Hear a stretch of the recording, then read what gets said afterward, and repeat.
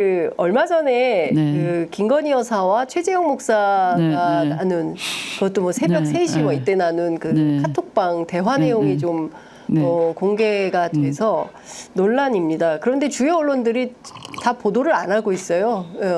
그럼에도 불구하고 좀 그 여러 언론들이 좀 쓰고 있긴 한데요. 네, 네. 김건희 여사가 뭐 쭉 뭐 제가 다 소개해드리지 않더라도 뭐 본인들이 진보의 오야붕이었다라거나 네. 문재인 대통령과 윤석열 당시 검찰총장 네, 두 사람은 네. 운명 공동체였고 네. 그리고 윤 후보가 자기를 임명해준 임명권자를 목숨 걸고 지킨 죄값을 지금 치르고 있다라거나 네. 그 뭐 조국 대표는 문재인 대통령에게 너무 심한 부담이라든가 뭐 이런 등등의 이제 얘기들이 네네. 쭉 나왔습니다. 네네. 문재인 대통령은 법무부 장관을 안 시키고 싶어 했으나 뭐 본인이 원해서 하게 됐다 뭐 이제 뭐 등등의 얘기들이 쭉 나왔는데 이 전반적으로 좀 보시고 어떤 생각이 좀 드셨습니까? 저게 이제 심리적으로는 병적인 건데요. 네. 인지 부조화 내지는 자기 인식을 정확하게 못하는 거예요. 네. 네, 그러니까 문재인 대통령은 우리들이 대통령 만들었어. 그런 얘기를 뒤집어서 저렇게 하는 거예요. 우리가 만들었다? 누가? 검찰이. 윤석열이. 예, 예. 네, 네. 그러니까 실제 우리가 먹어야 되는데 우리는 바로 정치를 못하니 문재인이 먹은 거다 당시에. 그 권력은 내 거야. 그리고 다음 권력은 당연히 나한테 와야 돼. 근데 거기에 권리적 거리는 거는 치워야 돼.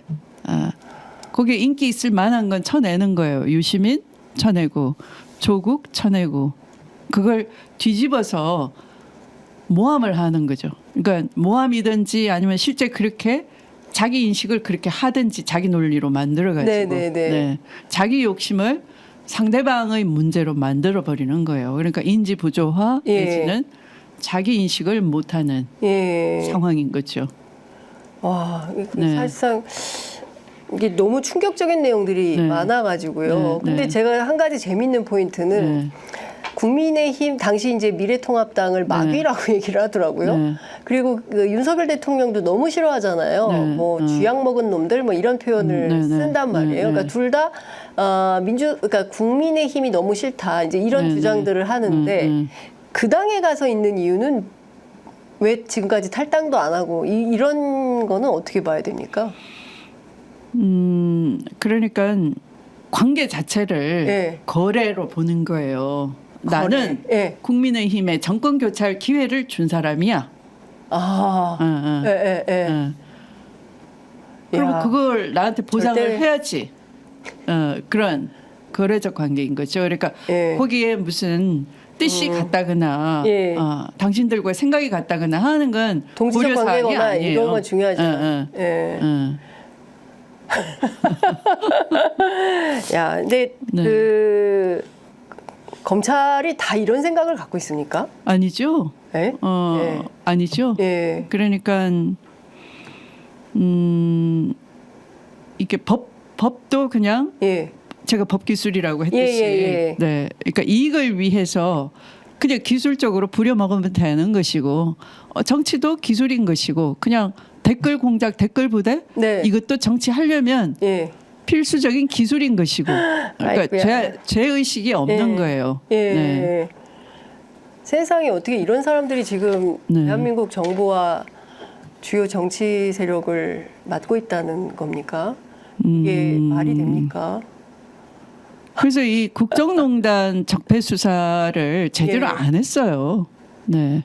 제가 장관이 돼서 그 라임 사태 이런 게 터졌는데요. 라임 옵티머스 이런 게 이제 이 터졌는데 이게 다 뭐냐 하면은 그냥 이 조작 세력들의 그냥 그 경제 범죄인 거예요. 그런데 여기도 그들이 일정한 관계가 있어요. 정관, 그러니까 검찰 특수통 출신의 장관 변호사들이 사건을 무마시키거나 아니면 이익을 공유하거나 뭐 라임 사건의 윤 아무개 검사 뭐 수억 네, 원을 네, 네. 그 전화로 사건하고서 네, 네. 받았다라는 네. 의혹을 갖고 예, 예. 있었잖아요. 예. 나중에 뭐 예, 무죄가 예. 됐지만 네. 그들이 적발이 돼도 수사가 잘 안 돼서 무죄가 돼요. 네. 그래서 끝나지만 네. 이것을 주의를 환기시키기 위해서 라임 사건에 문재인 대통령실의 무슨 수석이 가담이 돼 있을 거다. 그러니까 라는 식으로. 그렇게 프레임을 만들어 놓고 그거 관련한 수사를 막 하는 거예요. 그래서 그때 막 강기정 정무수석이 맞아요. 뭐. 엮여들 뻔했다가 나중에 알리바이 되고 해가지고 이제 네네네. 굉장히 거칠게 항의하고 그랬잖아요. 네, 네, 네. 그리고 뭐 옵티머스에도 뭐 또 청와대 전 네. 그 비서실장이 뭐 네. 연관이 돼 있다고 소문을 흉흉하게 만든다든지. 근데 실제로 여기에 옵티머스 사건에 무혐의를 해준 건 윤석열 사단의 검사였거든. 정관 변호사가 됐죠 나중에. 예. 그러니까 검사 시절에 예. 이걸 무혐의 처분을 해주고, 네. 네 나중에 또, 정관으로 또 네, 네. 그리고 다양하게 되는 것이네. 그 옵티머스는 네. 보면은 사실은 이 경제 관료들이 네. 이 옵티머스 원래 자산운용사가 있는데 네, 네. 그 멀쩡한 자산운용사를 직접 M&A로 해먹은 거예요. 그리고 해먹고 자기들이 직접 그걸로 이 그 투자자 모집해가지고 또 한탕 잘 해먹어요. 그래서 1조 7천억 가량의 피해 규모를 키워낸 거죠. 진작에 수사하고 끝냈으면 되는 건데. 네. 그러면서 직권 남용하고 직무유기한 그 수사팀의 책임을 면책하기 위해서 이게 정치권이 연루돼 있다는 식으로 바꾸는 거예요. 그리고 장관이 그걸 덮으려고 한다. 이렇게 나를 또 끌고 들어가요. 네. 기가 막힌 일이 네. 정말 네. 너무 많이 있었습니다. 네. 이게 이 정치화된 검찰 문제에 이번에 꼬리를 끊지 않으면 네. 정말 안 될 것 같다라는 네. 생각이 좀 들고 네. 22대 국회에서 특검도 중요하지만 네. 이 그 검찰청법 네. 예, 그다음에 이제 기소청과 중수청으로 네. 분리하는 네. 법안 네. 이것도 네. 좀 중단 없이 빠른 시간 안에 정리가 좀 필요하지 네. 네. 않을까라는 생각이 좀 드는데 네. 제가 이제 정리를 해야 돼서 끝으로 한 가지만 여쭤보면 네. 대통령 계속 거부권 쓰지 않습니까? 네. 네. 또 민주당은 그러니까 뭐 사람은 탄핵, 그다음에 이제 네. 입법은 또 계속 네. 대안 입법들 내면서 계속 이게 무한궤도 되풀이 반복되는 것에 대한 답답증이 있는 게 사실입니다. 네. 그러니까 이거를 어떻게 하면 좋겠냐라는 좀 고민이 있는데 앞서 이제 최민희 의원님 그거 어떻게 하란 말이야 이렇게 말해요. 하고 있잖아요.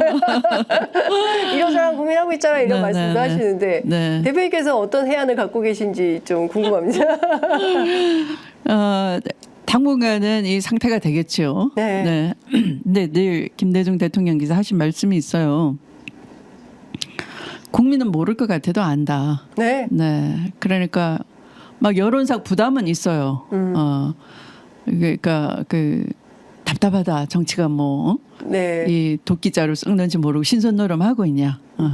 이런 비난을 여야가 똑같이 받겠지만 꽉 막힌 채로 안 풀리니까 아무리 치열하게 노력해도 출구는 안 보이고 같이 욕은 먹고 이렇게 답답할 겁니다.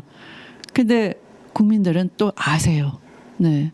그래서 자꾸 이렇게 방송에 네. 불러주셔서 감사한데 네, 네.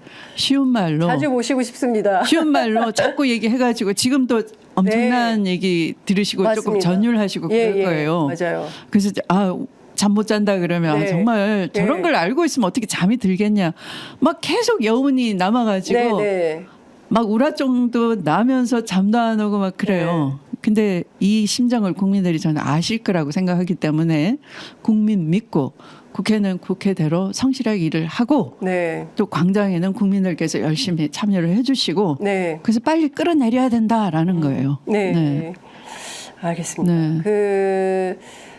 매우 무더운 여름이고 네. 올해 또 비가 많이 와서 네, 네. 여러 가지로 좀 네, 네. 또 살기도 너무 어렵고요. 네. 예, 물가도 너무 높고 네, 그래서 국민들께서 화가 많이 네, 나시는 네, 건 네. 사실이고 네. 어떤 방식으로든 빠른 해결을 이제 네. 추구하는 네. 국민들이 많다 보니까 네. 그랬던 거 아닌가 싶습니다. 네. 아유, 1시간 정도 모시고 정말 어디서도 들을 수 없는 네. 진짜 제가 처음 듣는 얘기도 되게 많았습니다. 아, 특히 그랬어요? 02-800-7070 네, 네. 누구도 잘 얘기를 안 해주시는데 오늘 속시원이 네. 김건희 여사 가능성이 매우 높다라는 네. 지적도 해주시고 오늘 저희가 네. 단독성 얘기가 많이 있어서 그 시청자들께서 굉장히 유용한 네. 정보를 얻으신 것 같습니다. 네. 끝으로 한 말씀 듣고 마무리하겠습니다. 네. 검찰 세력들이 이 쿠데타를 했다고 할 때 국민이 선출한 권력인데 그래도 존중해야지라고 생각하는 분도 많았을 것 같습니다. 연성 쿠데타라는 거 하니까 이 군인들이 총칼 잡고서 들고 일어나서 정권을 먹어버렸을 때는 실감이 났지만 아 이건 어떡하지? 라는 답답함이 저도 있었어요. 이 주권 재민의 민주주의적 제도를 다 파탄내는 것이 바로 연성 쿠데타인 겁니다. 답답해서 국가 권익위에 제보를 했는데 아 그것은 아무것도 아니다 네.